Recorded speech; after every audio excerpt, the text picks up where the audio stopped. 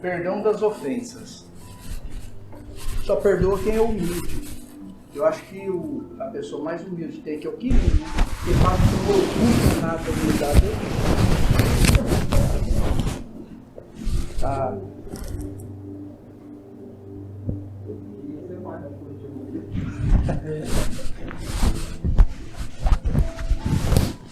Então vamos lá. Capítulo 10, bem-aventurados aqueles misericordiosos. Cara, ouve a minha, eu posso falar sem máscara, eu estou longe, peguei Covid esses dias, não tem mais nada. Instrução dos espíritos, perdão das ofensas. Então vamos falar sobre a instrução dos espíritos. Ó, viu? Se quiser. Nós tivemos um período fora, né? Só para você ficar contente também, nós tivemos um período sem aulas, né? Sem essa reunião presencial. Os artistas, né, do filme Mazzaropi. Então nós tivemos aqui um período sem essa reunião, né? Por prudência. Nós temos aí ao lado uma casa, né, que tem algo em torno de 50 internos, a grande maioria bem idosos, todos eles com comorbidades. Então a prudência fez com que a gente separasse. 13 com mais de 90 anos. Tá. São detalhes. Então, nós tivemos que interromper, e foi a interrupção assim, abrupta, né? Hoje tem, amanhã não tem mais. Então o João, macumunado com esse rapaz aqui, o João teve ideia, chamou eles, ele topou. Então o João criou uma página, um canal no YouTube e também no Facebook, e nós temos sequências, né? Então, semanalmente tinha ali as aulinhas, né? E a gente veio, então esse pessoal, parabenizar, eu quis ficar ali para fazer uma homenagem no João, o Moacir, a Bruna, o Baruf, eles estavam sempre aqui. Então eles não pararam. Todas as quartas vinha aqui fazer a live. Para nós também foi um pouco de desafio. Imagina você estuda, porque a gente tem que fazer isso aí, né? A Débora falou bem, a única diferença que nós temos aqui é a cara de pau de vir aqui. Mas estudar, imagina você desenvolver um raciocínio olhando para o celular. Então foi desafio, porém, eu acho que o desafio maior é da espiritualidade, ou bem ou mal, nós estamos aqui. De volta à reunião presencial, sentindo bafo, né? Como diz o caipira. Eu e todo mundo que me antecedeu falou assim, olha, é uma alegria. E eu compartilho essa alegria. Então, no livro dos Espíritos, tem a pergunta número 4. Onde se pode encontrar a prova da existência de Deus? Certo? No axioma que aplicais às vossas ciências, não há efeito sem causa. Procurai a causa de tudo o que não é obra do homem, é a vossa razão que responderá. Ou seja, se não é obra do homem, é obra de Deus. Para crer-se em Deus, basta silêncio olhar sobre as obras da criação. O universo, aqui é um comentário do Kardec, né? O universo existe, logo tem uma causa. Duvidar da existência de Deus é negar que todo efeito tem uma causa e avançar que o nada pode fazer alguma coisa. Isso aqui é uma mesa, né? O homem pegou, construiu ela, mas a madeira é obra de quem? Então, se não é obra do homem, só pode ser obra de Deus. Tá certo? Acho que está claro. A gente está, todo mundo aqui, acho que crê em Deus, então é mais fácil compreender isso, tá bom? Ser espírita é complicado. O espiritismo vem e joga na nossa cara. Meu amigo, você quer alguma coisa, você passa. Existe alguma filosofia religiosa, e sem criticar nenhuma delas, que todas são excepcionais, a gente não pode dizer isso muito bem dos religiosos. Existem bons religiosos e ruins religiosos, maus religiosos, em todas inclusive no espiritismo. Então, mas existe muitas pessoas que falam assim, olha, venha aqui que Jesus vai tirar a sua angústia, Jesus vai tirar os seus vícios, Jesus vai fazer isso, vai fazer aquilo. Qual é o mérito nisso? Tá? Então, o que Jesus é? Jesus é, na realidade, um farol dentro desse mar turbulento, que são as nossas mazelas, aquilo que a gente tem que vivenciar dia a dia, as tristezas, as angústias oriundas das nossas inferioridades, né? Dos nossos egoísmos, ambição, vaidade, tudo isso nos causa transtorno. O que Jesus fez? Ele veio nos além de ensinar, vivenciou tudo aquilo que pregava, tá certo? Então ele é um farol que a gente tem que seguir. Quer atingir os seus objetivos, o objetivo de Deus na nossa vida? Seguir o farol, tá? E aqui, ó, tem um barquinho, o sujeito olhando o farol. Só que é ele que tem que remar. É ele que tem que construir. Você quer evoluir? Cara, trabalhe, estude, tá? Então, o perdão é uma coisa que a gente tem que construir na nossa vida. E todas as outras mazelas aí a gente tem que trabalhar para eliminar, tá bom? Entre 1914 e 18 existiu a Primeira Grande Guerra Mundial. Muito cruel. Mas inserida nessa Grande Guerra Mundial, existiu uma outra guerra também, que é a guerra entre os turcos otomanos e os romenos, que foi entre 1915 e 1917. Tá certo? Mas nós vamos nos ater a um fato específico dessa guerra. Tá? Nessa guerra, certa vez, um comandante e seus soldados, eles invadiram uma aldeia e invadiram o lar de um casal com 2 filhas. Então eles invadiram essa casa. Ao chegar à sala, estava lá marido, mulher e 2 filhas. O comandante, sujeito austero, com um chicote na mão, desembaia do coldre a sua pistola e executa o marido e a mulher. Ficou a filha de 12 e a de 15. Pegou a filha de 12 e entregou aos soldados. Os soldados pegaram e levaram em praça pública e estupraram até a morte. E o comandante pegou a menina de 15 anos e levou para sua casa bordel, porque lá existiam outras romenas que também estavam escravizadas sexualmente por ele. E essas meninas passaram por essa dificuldade durante 2 anos, até que elas conseguiram, ela e mais algumas meninas, fugirem. Mas logo a guerra se encerrou, tá certo? Mas o seu país foi arrasado, porque a guerra foi muito sangrenta, foi muito sanguinária por parte dos turcos otomanos, que, registrado oficialmente, foram mortos 1.500.000 romenos. A gente sabe que quando registra esse número é muito maior, né? Mas o país dela foi arrasado. E ela ficou desamparada, mas ela buscou se restabelecer na vida. Foi atrás de um estudo, começou a estudar. Como o país estava bastante arrasado, ela se mudou para Istambul. Istambul é uma grande cidade lá da Turquia. E ela começou um curso de enfermagem. Terminou o curso, ela se tornou uma excepcional enfermeira, assim como a nossa amiga. Né? Excepcional enfermeira. E ela começou a trabalhar num grande hospital de emergência lá de Istambul.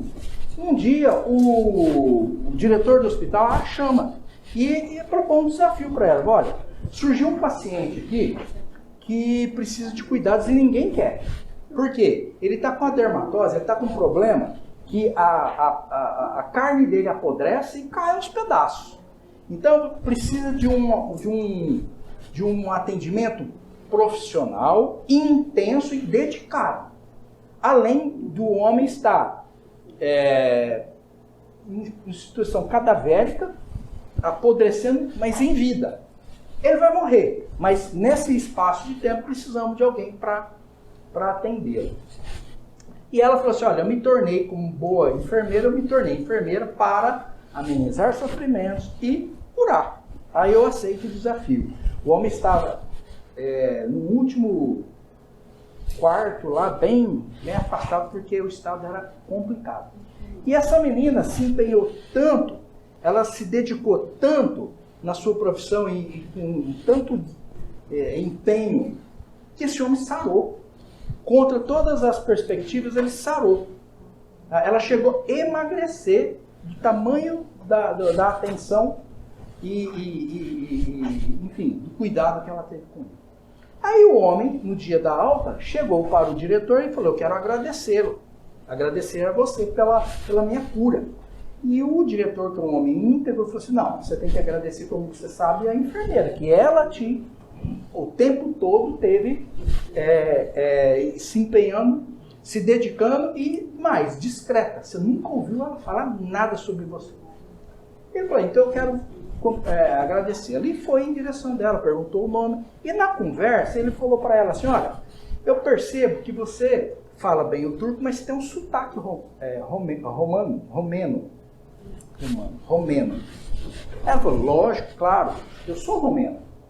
Aí ele falou assim, olha, na guerra eu estive no seu país. Ela falou, eu me lembro, eu sei.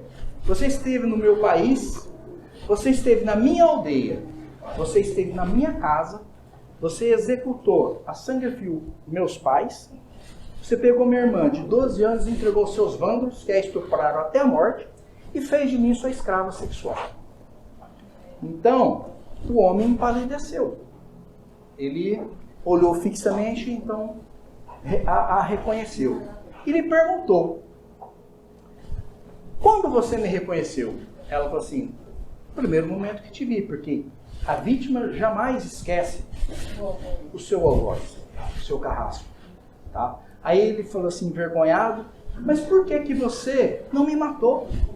Ela falou assim, porque eu sou cristã.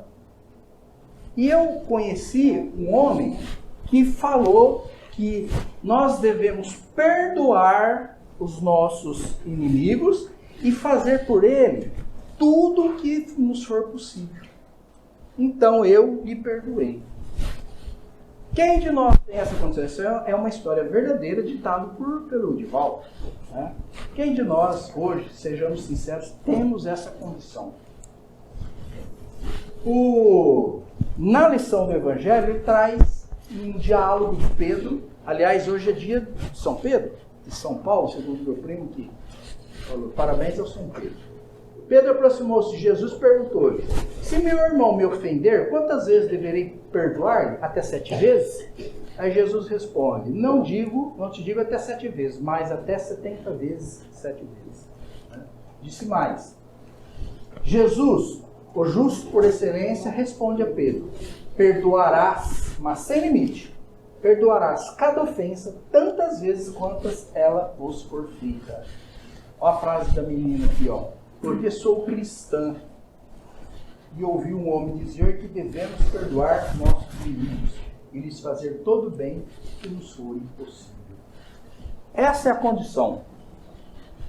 Essa é a pregação. Dentro da lição ainda, comparemos essas palavras de Jesus com Pedro. Perdoar tantas vezes está. E ela está explícita, né? Naquela oração simples e ao mesmo tempo completa e grande em suas expressões, que é o Pai Nosso. Então, o perdão e todas as mazelas, vicissitudes, nossos defeitos estão inseridos no nosso Pai Nosso, dizendo para a gente que temos que batalhar contra. Prestemos atenção. Pai Nosso que estais no céu, santificado seja o vosso nome. Venha a nós o vosso reino. Qual é o reino de Deus? Imagino eu que é um reino onde as pessoas que lá estão, e todos nós chegaremos lá, ou já estamos, é um reino que a gente busca a perfeição. Onde não há espaço para orgulho, ambição, vaidade, onde o perdão ele é inerente. Aliás, os seres celestiais, eles nem perdoam, porque não julgam. Esse é o reino de Deus. Venha a nós o vosso reino, seja feita a vossa vontade. Qual é a vontade de Deus? Deus nos cria simples e ignorantes com a sua lei para que a gente atinja a evolução. Então, seja feita a vossa vontade. A vontade de Deus é que a gente atinja essa evolução. E atingindo a evolução, nós estaremos livres de todas as vicissitudes. Não apenas da necessidade do perdão. O pão nosso de cada dia nos dai hoje. O pão nosso é o pão físico para matar a fome do corpo. Tem ali, ó, pão, as uvas. E tem uma hoste, tem um cálice, que significa o pão espiritual, para a alma. Tá? Então nós temos que alimentar o nosso físico e a nossa alma. Perdoai as nossas ofensas, assim como nós perdoamos a quem nos tem ofendido. Ou seja, como nós sabemos que somos extremamente imperfeitos, e que todos os dias Deus tem que nos perdoar, porque a gente todo dia infringe várias de suas leis. Então, como é que nós vamos pedir perdão a Deus se a gente não perdoa ninguém? Nós temos que ter pelo menos vergonha disso. Então, perdoai as nossas ofensas na mesma proporção que eu perdoo os meus, aqueles que têm as necessidades que a gente perdoa. Então, nós temos que ter essa consciência. Deus nos mantém de pé pela sua infinita misericórdia, que nos perdoa todo dia de muitas coisas. Mas espera que a gente também faça o mesmo. Né? E não nos deixeis cair em tentação, mas livrai-nos do mal. A lição nos ensina que perdoemos, que sejamos indulgentes, que sejamos caridosos, porque assim Deus nos restituirá. Perdoai, porque o Senhor vos perdoará. Mais uma vez eu lembro da nossa necessidade de nós termos a obrigação de perdoar, porque Deus nos perdoa todos os dias. A sua infinita misericórdia nos mantém de pé. Então nós temos que perdoar, porque qual o direito que eu tenho de pedir perdão a Deus? Se eu não perdoar aqueles que nos ofendem, me ofendem. Abaixai-vos, porque o Senhor vos elevará. Humilhai-vos, porque o Senhor vos fará sentar à direita. Então, todos os benefícios que Deus nos dá. Mas, o que está acontecendo? Tá, pode ser mais um negócio para baixo. Falha nossa. Bom, aqui o último quadradinho fala de abaixar-nos, de humilhar-nos, porque exalta a nossa humildade. Porque aquele que é humilde, ele é isento de orgulho, de ambição, de vaidade. Então nós estamos imunes aos ataques. Por quê? Quando alguém nos ataca, e se eu não tiver orgulho, ambição, vaidade, eu não vou sentir-me ofendido. Existe uma história que diz o seguinte, que um mestre e o seu discípulo estavam caminhando e de repente chegou uma pessoa que começou a ofender o mestre. Começou a falar, xingar, cobrar dele, acusar de um monte de coisa, e falou por muito tempo, e o mestre se manteve passivo, paciente. O homem falou e não houve reação. O homem cansou de falar e foi embora. O aprendiz do mestre falou para ele: mestre, por que você não revidou? Por que você não discutiu? Por que você não argumentou? Por que você não se defendeu? E ele falou assim: olha, quando alguém lhe chega com um presente e lhe entrega, se você não pega, com quem que fica esse presente? Fica quem quis dar. Então, ou seja, ele não argumentou, tudo aquilo que o cara falou ficou para ele próprio. Então nós temos que ter essa condição, essa humildade. Eu acho que o problema é aqui, ó. Tem que ficar mais perto. Tá? Então, ó, a humildade, né? A pessoa que é humilde, ele fica invulnerável a todos os tipos de agressões.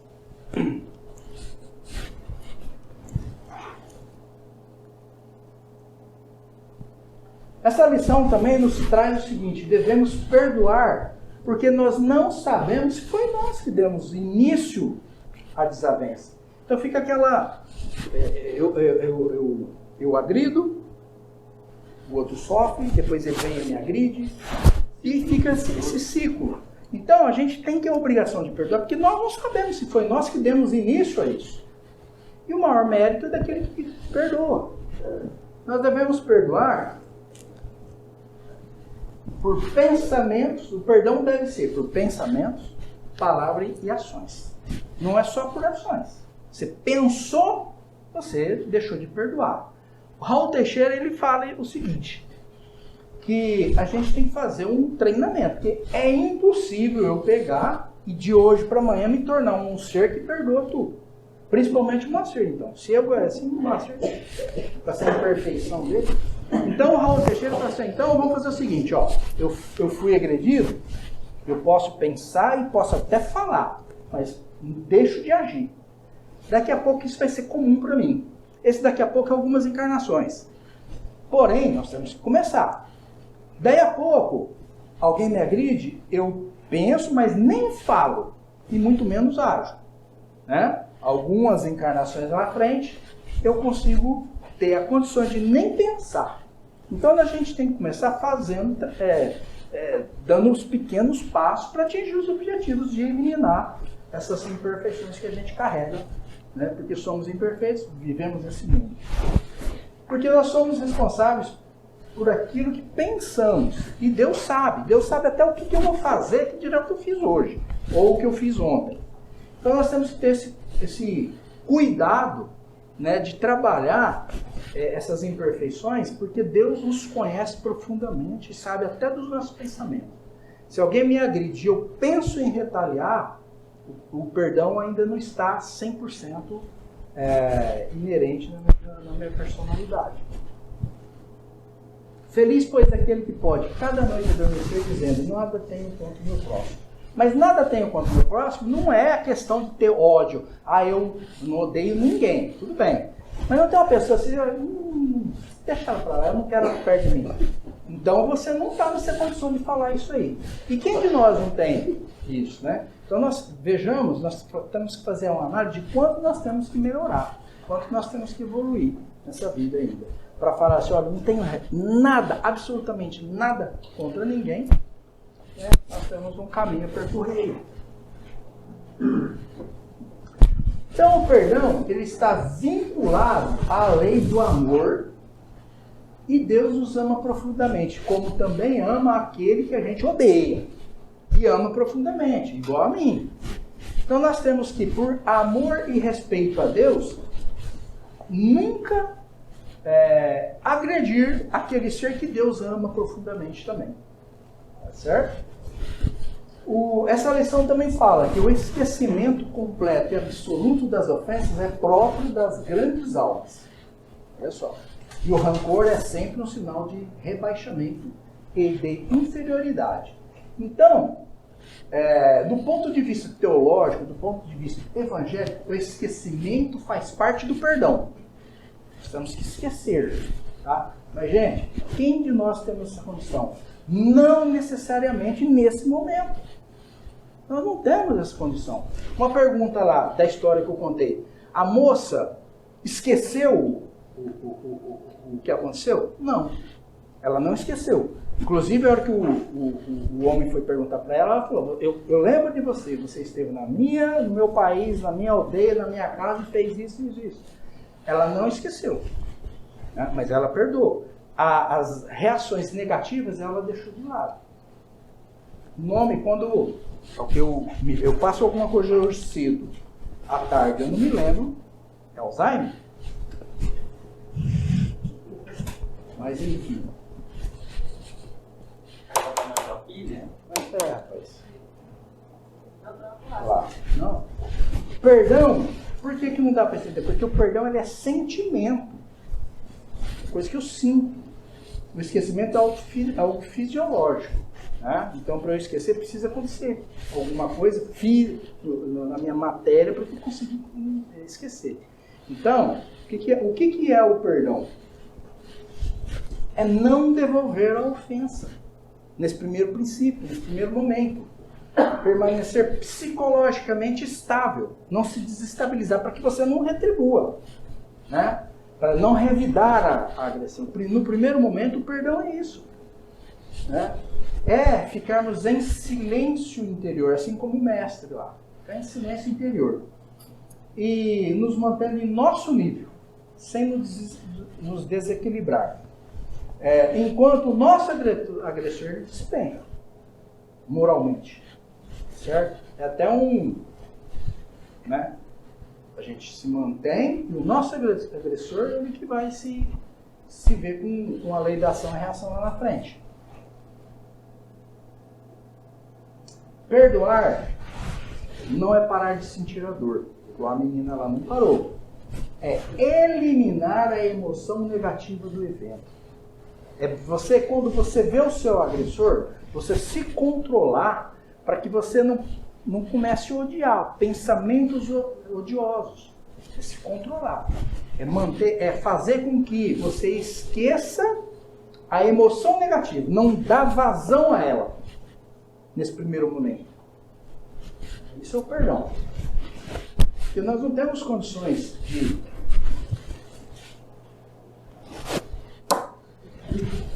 Agora, a hora que eu vou ficar bravo aí,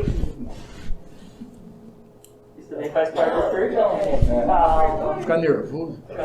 O esquecimento é algo que ocorrerá ao longo do tempo, né? E bota tempo nisso.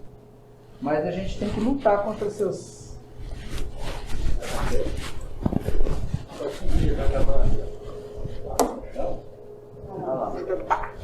eu ficar aqui mais perto. Mas também o perdão não é conivir, ser conivente com o fato, certo? Um exemplo, um pai chama lá um filho de 7 anos, fala assim: você não mexe no meu computador, porque o meu computador é uma ferramenta de trabalho, se você mexer pode estragar e vai me prejudicar. Ele vira as costas, o menino vai lá, mexe e quebra. Ele perdoa, fala: filho, vem cá, eu te perdoo.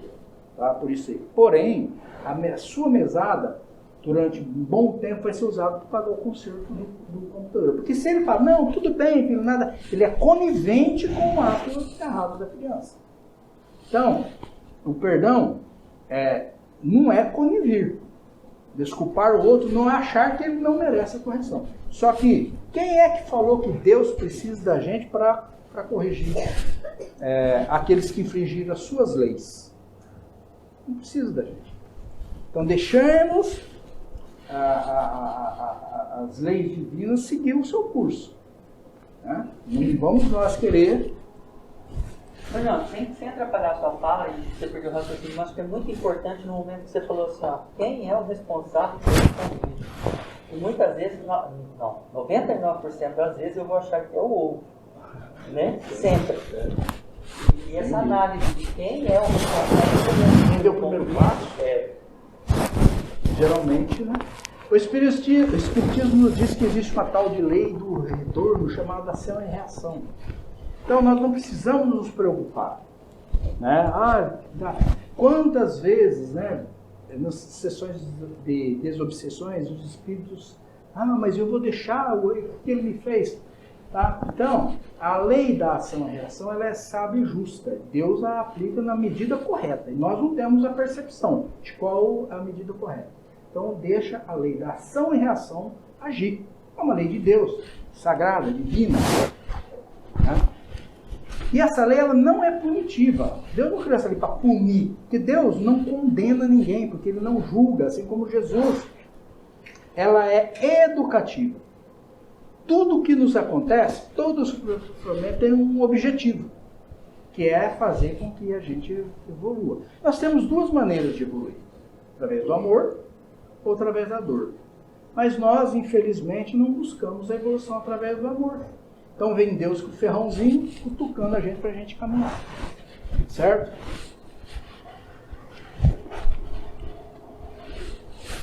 Chico nos contou um caso, né, nesses muitos contos aí, é bacana isso aí. Ele conta uma história de uma criança e os seus pais, né, que moravam numa fazenda. Com 7 anos, a criança desenvolveu uns problemas que as suas pernas seriam amputadas. Passou um tempo, a criança desenvolveu os problemas dos braços e os médicos diagnosticaram, falando que teria que amputar os braços também, caso contrário ele morreria em pouco tempo. Os pais, desesperados, procuraram Chico. Chico estava lá meio que sem saber o que ia falar para os pais quando o Emmanuel chegou. Falou assim: avise os pais que o diagnóstico está correto. E o porquê disso? Essa criança, nas últimas 10 encarnações, suicidou-se. Então, o que os pais não sabem é que as pernas foram cortadas porque tinha um rio lá próximo e o menino buscava o suicídio nesse rio. E que cortando as pernas não foi suficiente, porque ele estava ainda se arrastando com os braços. Então foi preciso cortar os braços. Esse menino teve a sua encarnação completa, pela primeira vez em 10 vezes, que ele não suicidou-se. Então tudo que nos acontece, ele tem um propósito. Um propósito de Deus só tem que ser para o nosso bem, que é um propósito da nossa evolução. Débora mencionou na lição dela sobre a mulher adúltera, né? Que foi levada pelos fariseus a Jesus, e na realidade foi um teste para Jesus, né? Porque assim, Jesus só pregava o amor e o perdão. Amor. E a lei deles da época falava que a mulher adúltera, pega em adultério, tinha que ser lapidada, ou seja, apedrejada até a morte. Todo mundo sabe do desfecho. Jesus falou assim, olha, quem não tem pecados que atire a primeira pedra. Certo? A gente já sabe desse desfecho aí. Todo mundo foi embora. Mas o espírito de Amélia Rodrigues trouxe a história dessa mulher adulta. Algum tempo depois desse ocorrido, ela foi até Betânia, que é perto de Jerusalém, se encontrar com Jesus. Jesus estava hospedado na casa de Lázaro, Maria e Marta. Uma tardezinha lá, essa mulher foi atrás de Jesus e queria falar com Jesus. E falou para Jesus, assim, primeiro, agradecendo a ele a intervenção que ele teve. Segundo, ela queria explicar a ele que ela sabia que ela tinha errado, mas ela errou não por vício, ela errou por desprezo do marido, por abandono. E ela explicou, quando ela casou, o marido era toda a atenção para ela. Carinhoso, dedicado, trabalhador, honesto. E ela vivia uma vida muito feliz. Mas que, de repente, tudo mudou. Ele não voltava mais para casa, só frequentava bordéis, viciado em jogos, bebidas. Então, esse marido trouxe um lobo para dentro de casa. Porque o marido tinha intenção de que acontecesse isso. Trouxe um homem para morar dentro da casa dela.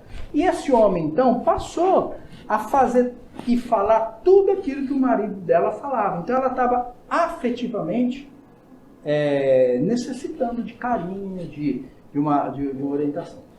Então, ela cedeu. Ela sabe que ela errou. Mas a culpa não foi totalmente dela. Lá quando Jesus falou para ela, alguém te condenou? Ela falou, não, então vá e não peques mais. Jesus não foi conivente com o erro dela. E aqui, nesse momento, Jesus olha para ela, dá um sorriso e fala para ela assim, olha, trabalhe no bem, porque agora você não tem mais o direito de errar. E essa mulher vai embora, vai para terras muito longe. Chegando no local que ela ia se instalar, ela montou uma casa que abrigava as pessoas necessitadas. Essas pessoas que padeciam lá no deserto, idosos, crianças abandonadas, que nessas épocas também tinham isso aí. Até que um dia chegou para ela um homem já num estado muito crítico. E esse homem dizia a todo momento, nesses momentos de febre alta, né, que perdia a consciência, falando que ele estava buscando e procurando a mulher dele, que foi a única mulher que ele amou na vida e que ele fez com que ela se perdesse na vida. Então ele estava procurando ela desesperadamente. Ela olhou bem e reconheceu que era o marido dela. E nesses momentos de maior lucidez, ela falava de Jesus, dos seus ensinamentos. O homem falou que conheceu Jesus nessa época, né? E que então ela falou assim, ó, siga os exemplos dele. E foi pregando para esse homem até que ele morreu, né? Sem saber que ela era a mulher dele. Mas o que é importante ressaltar aqui, primeiro, Jesus jamais foi conivente com o erro dela. Vai, não peques mais e trabalhe no bem, porque você não tem mais o direito de errar, né? E ela, a abnegação dela, o empenho em tratar daquele que lhe prejudicou, né? Acabou quase que ela é morta. Ela o perdoou, sem porém esquecer do que lhe aconteceu. Então são ensinamentos que nos dá exemplos de como nós temos que proceder. Certo? Então, gente, quando alguém nos lançar ofensas, quando alguém nos lançar maldades, quando alguém nos lança alguma coisa que nos ofenda, vamos lançar de volta rosas.